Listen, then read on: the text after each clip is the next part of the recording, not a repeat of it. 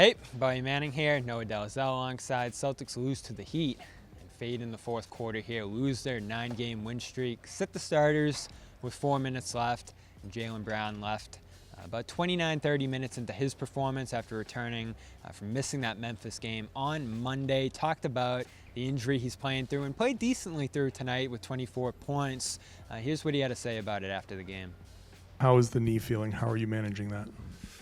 I was in some pain today, but just pushing through it, trying to find ways to still be aggressive and add value to the team and stuff like that. But just something I got to work through and manage. There are different kinds of pain. There's just it hurts, and then there's the pain that's telling you that you're hurting yourself. What are you dealing with? What kind of pain is this? How do you manage the pain? And is it something that is going to be you're going to have to manage throughout the course of the playoffs? What was the question? You said so, two types. So there's something where it's just like it hurts. That's it. Yeah. And then there's something where it hurts and it's like a sign of something more serious.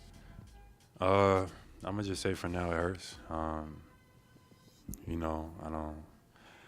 That's it. Is the 65 game threshold part of your equation here of playing or not playing? No. So he talked more about it even beyond that and gave us a glimpse into where he's at with just 7 games to go until the playoffs, 6-7 games left at this point. What do you have to say later to another question about this? Yeah, I think, Gary, he was initially asked, what did you see there? And then I think Gary asked him about it as well. And I think this is just one of those things that he does have optimism that he's going to be able to play through and kind of be at his best. But it's going to take potentially a different treatment plan.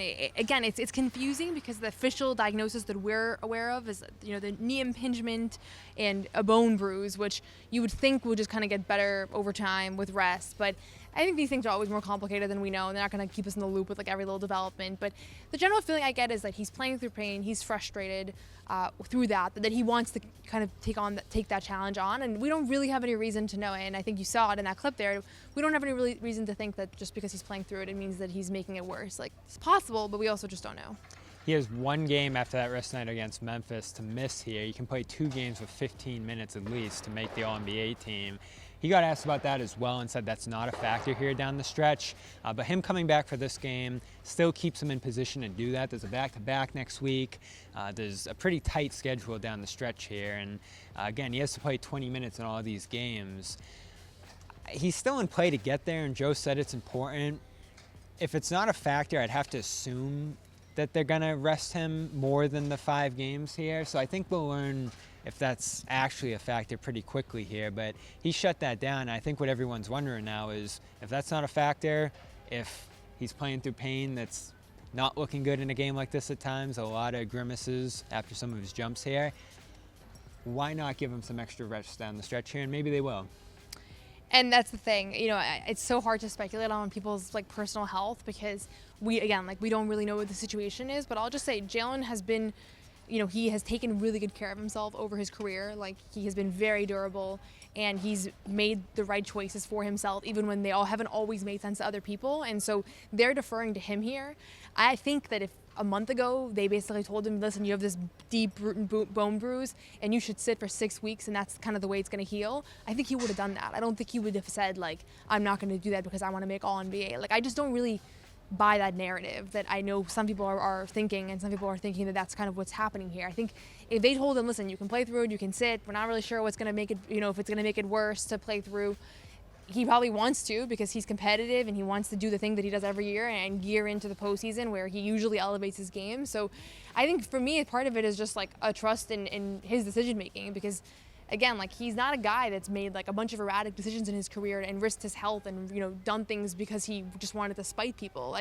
Yeah, he's strong-headed, but I do think that that's where I lean at this point. It doesn't mean that I don't think it's going to be a problem, but I don't think that him playing right now is going to be the difference between it being a problem or not. Well, that's the one thing we know from his words and Joe's and everyone's is that this is just something he's going to have to play through, and we know players play through everything into the playoffs, so it's a matter of what's he going to look like. And there were times where he turned the ball over in this game and didn't look like himself early, but he was able to generate his own shots and go 10 for 20. I mean, he was one of the most effective players on the team today for all the pain that he looked like he was in. Yeah, against some tough switching defense that bothered Tatum, that bothered other members of the Celtics here in this game. So that's what we have right now is 2 games where he scored 24 points, the Phoenix one and tonight.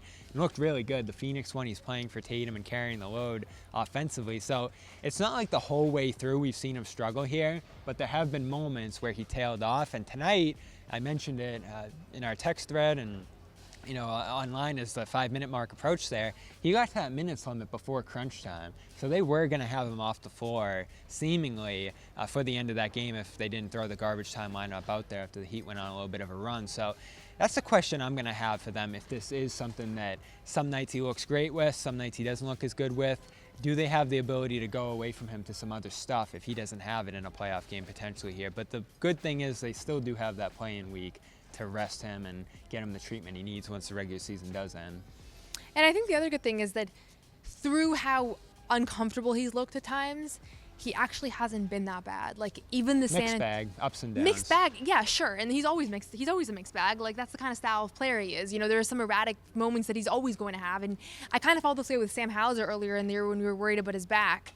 Like once you know a guy is dealing with an injury that's causing them to be in pain, you can almost attribute like everything they do wrong to that injury and say like, oh, now Sam's bad on defense because his back screwed up. Like maybe Sam just didn't play, just got burned by a better offensive player. Like I think we have a tendency to do that. And I thought generally speaking, he's been pretty impactful. Like tonight he was one of their better players. Even the big San Antonio game where everybody was, very concerned about how he looked, and I was there and he looked like he was in a lot of pain. He was like 6 of 9 in that game. Like it wasn't, it hasn't been him struggling. It's been the lack of involvement in those games. I think of the Utah game too. I want to say he had like 9 points and just didn't shoot many shots. So the lack of involvement and I think some of it is mental too, and that's why the playing through it matters. He explained this after Phoenix. Like there's a mental thing that needs to happen to be able to play through the pain and to be able to figure out how to get comfortable out there and all that. And that was when he rested like 3 games, and so I don't know. I just think there is something to what we're. The imprint, if you take him at his word, and that's the awards thing is not a factor, then it's the thing he thinks it's better to play through so he can kind of figure out how to play through this pain. And there is something to that. I think playing through pain is one of the biggest skill sets that you have to have as a long-time NBA player, especially like you get to June, everybody's playing through pain, so who can do it? And he does a lot of things. Like I wanted to ask him about it, but like he does a lot of things like from a discipline standpoint. He fasts, he does like crazy off-season workouts that I do think prepare him to be in this position. And maybe it won't work out. Maybe the pain's going to get worse and we're going to look back and say you shouldn't have played, and based on what it ends up being diagnosed as, like this was super reckless. I'm not saying that I know for sure it's not, but I think it's also fair to have a little bit of faith in him and his decision making and the plan that the medical staff has put together here. There's a history there that I think makes people a little nervous. What's your concern level? I'd probably go at like a 4 here. I'm not out of 10. I'm not panicking, but it's something and it could impact them, and I do think you have to take it seriously. What would your number be? Probably a little more than a 4 because it's, he is so important in the fact that he's dealing with knees are just tough too. Like he said it, that he's never had a knee thing before. Knees just limit you, they affect other things. So I'm a little worried for the injury. You going 6? Maybe like a 6.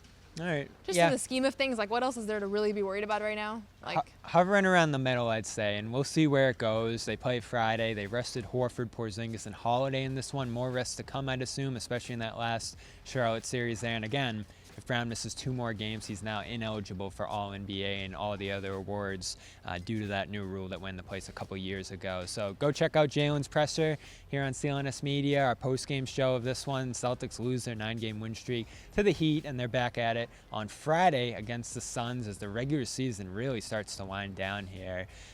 Heat, a potential first-round opponent, so keep an eye on them. They've won 6 straight and are right in the mix in that play-in race for the 7th seed. So this might not be the last time they see them here. For Noah Dalzell, I'm Bobby Manning. We'll see you on Friday. Noah will have coverage of the main Celtics playoff game in Westchester tomorrow, so follow along with her down there for Celtics Blog. And for myself, CLNS Media, Celtics All Access, we'll talk to you on Friday. CLNS Celtics coverage is powered by PrizePicks. Download the app today and use code CLNS to get $50 instantly after you play your first $5 lineup.